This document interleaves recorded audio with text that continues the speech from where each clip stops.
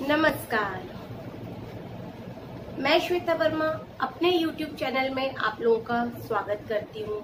सबसे पहले मैं धन्यवाद देना चाहूँगी उन दर्शकों को या श्रोतागणों को जो मेरे वीडियोस को लाइक, शेयर व सब्सक्राइब करते हैं और मेरी वीडियोस को सराहते हैं। तो उससे मुझे मोटिवेशन मिलता है कि मैं आगे भी ऐसी ही वीडियो बनाती रहूं जो आप लोग के लिए लाभप्रद हो या बच्चों के लिए लाभप्रद हो और आप लोग मेरे वीडियो के जरिए फायदा उठा सके और बच्चे पढ़ सके। तो आप सभी का बहुत बहुत धन्यवाद।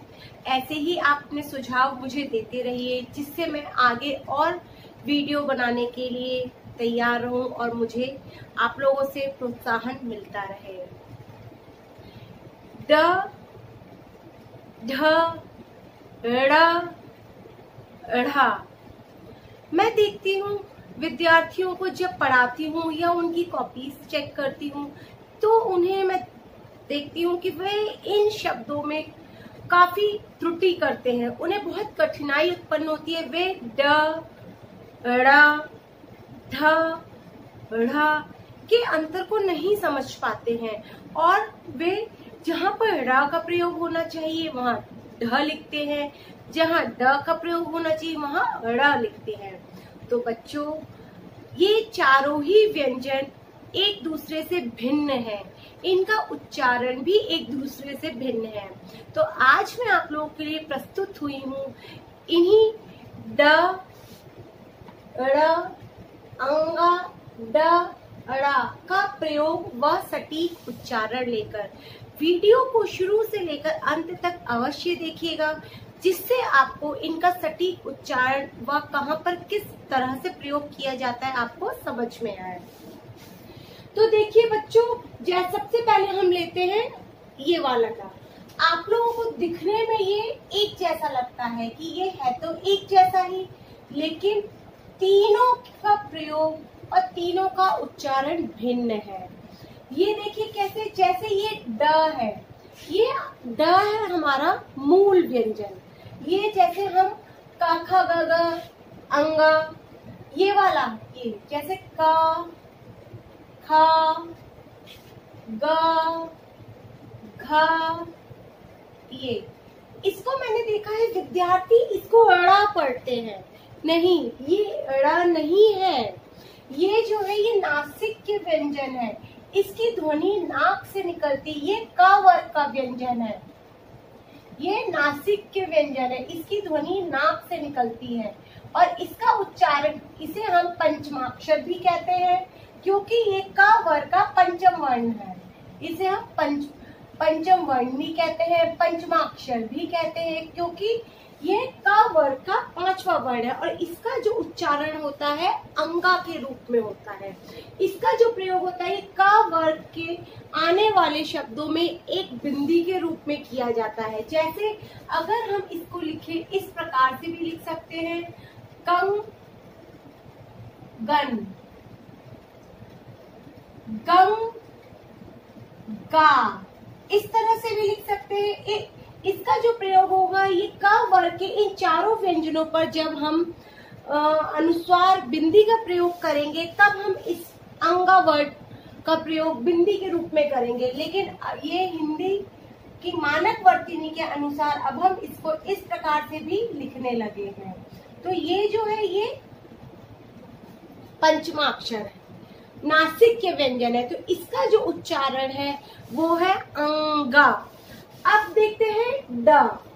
ड जो है ट वर्ग के व्यंजन में आता है, ट ठ ड ढ ड़ ड और ये ढ, ये ट वर्ग के व्यंजन है, ये मूल व्यंजन है। इनके उच्चारण को देखिए हम कैसे करते हैं। ड, ये मूर्धन्य ध्वनियां हैं। ट वर्ग की जो ध्वनियां होती है ये मूर्धन्य ध्वनियां हैं। ट ठ ड ढ ड़, मूर्धन्य ध्वनियां कौन सी होती है? जो जिनका उच्चारण करते समय स्पर्श मूर्धा से होता है। मूर्धा क्या होता है? जो हमारे मुंह में जीभ के ऊपर का हिस्सा होता है उसे हम मूर्धा कहते हैं। तो जब हम ट वर्ग की ध्वनियों का उच्चारण करते हैं तो इसका उच्चारण मूर्धा, जीभ का अग्रभाग ऊपर मूर्धा को छूता है। आप मेरे साथ उच्चारित करके देखिए। ट, छ, द,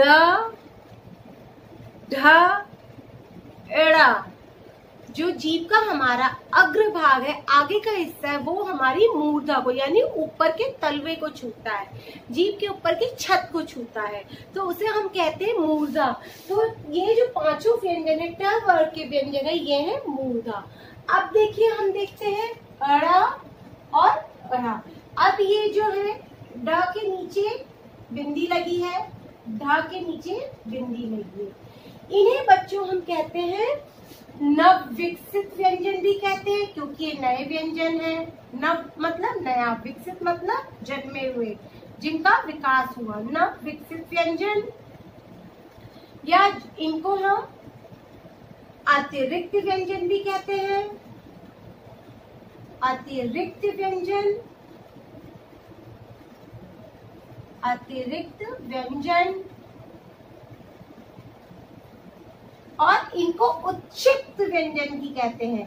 उच्छिक्त व्यंजन क्यों कहते हैं? देखिए, उच्छिक्त व्यंजन, उच्छिक्त व्यंजन हम इसलिए कहते हैं कि जब हम इनका उच्चारण करते हैं अड़ा और ढ़ का, तो हम उच्छित का मतलब होता है टकराना, जोर से टकराना। उच्छित व्यंजन क्यों? क्योंकि जब हम अड़ा और ढ़ का उच्चारण करते हैं तो हमारी जो जीभ होती है मूर्धा पर जो टकराती है वो झटके से टकराती है, जोर से टकराती है। आप मेरे साथ उच्चारण करके देखिए। एड़ा, ढ़ा, एड़ा, ढ़ा, ड, ढ। ड और ढ का जब हम उच्चारण करते हैं तो जीभ आराम से छूती है। देखिए, मैं आपको एक उदाहरण देकर समझाती हूँ। जैसे एक पेन है, मैंने इस पेन को आराम से पकड़ा, ये क्या, कौन सी ध्वनि हो गई? ड और ढ की ध्वनि हो गई। अगर जैसे मैं इस पेन को झटके से देती हूँ, झटके से पकड़ती हूँ, झटका लग रहा है, जोर से झटके से पकड़ रही हूँ, इसी तरीके से एड़ा और ढ़ के उच्चारण में झटके से जीभ मूर्धा को छूती है, इसीलिए हम इनको उच्छित व्यंजन भी कहते हैं। और एक चीज कि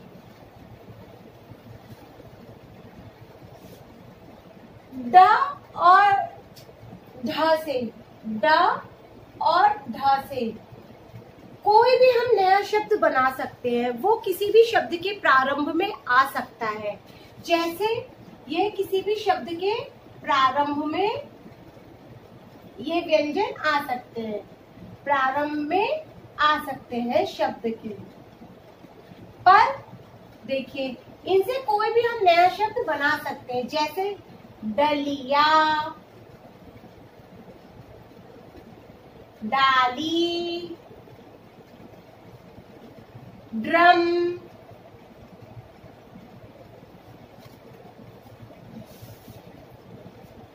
ढोलक,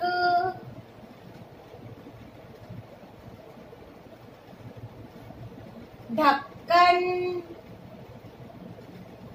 तो देखिए, ड और ढ ऐसी ध्वनि है जो किसी भी शब्द के प्रारंभ में आ सकती है। इनसे कोई भी नया शब्द बन जाता है। परंतु ड़ और ढ़ ऐसी ध्वनि है जिनसे कोई भी नया शब्द नहीं बनता है। जैसे देखिए, और मैं आपको दिखाती हूँ, डकार, डमरू, डमरू, ढाल, ढूंढना, ढाल, ढूंढना।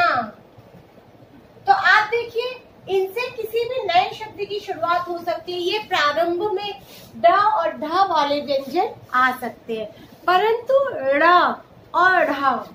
अब आती है ड और ढ़ की बारी। इनसे कोई भी नया व्यंजन, यह कोई भी व्यंजन के प्रारंभ में, कोई भी शब्द के प्रारंभ में शब्द की शुरुआत नहीं होती है। कोई भी शब्द की शुरुआत नहीं होती है, नहीं होती है। यह हमेशा शब्द के मध्य में या अंत में आते हैं। शब्द के मध्य में या अंत में आते हैं। मध्य में या अंत में आते हैं।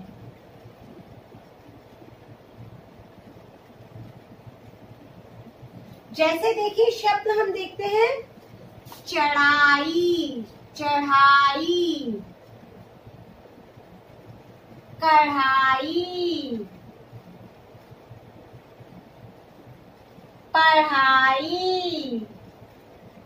तो आपने देखा कि ये जो शब्द है ड़ और ढ, ये शब्द के बीच में आए हैं। जैसे आप देखिए लड़का,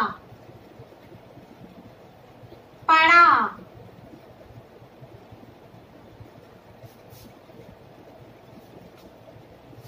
लड़ाई, गड़ा।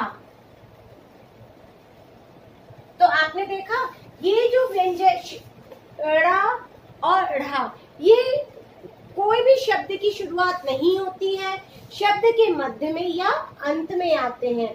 चढ़ाई, कढ़ाई, पढ़ाई, लड़का, पढ़ा, लड़ाई, गड़ा।